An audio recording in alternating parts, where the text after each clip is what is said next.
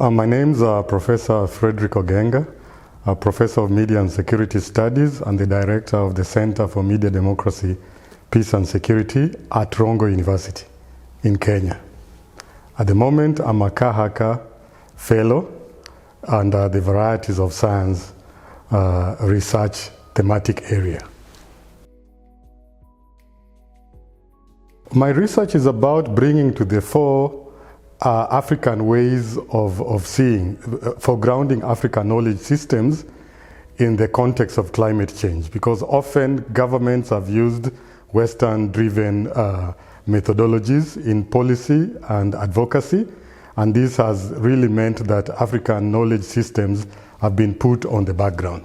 So my study is supposed to bring that to the fore through the attempt of seeing how communities can adapt to climate challenges through using locally available infrastructures, be they technology, and most importantly, the years of accumulations of traditional knowledge systems, which I believe should be put in the foreground of climate mitigation and adaptation for community resilience.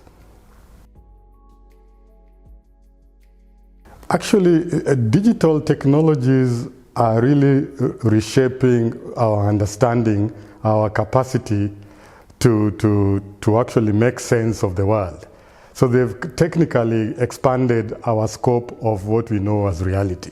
But again, if you look at the southern context, like the global south, technologies are mostly adopted from the global north.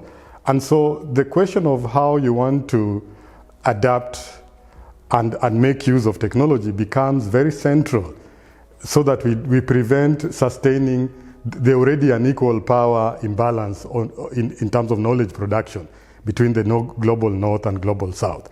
So technology here becomes a tool, a philosophical or methodological tool, especially when looked at when people collaborate and cooperate.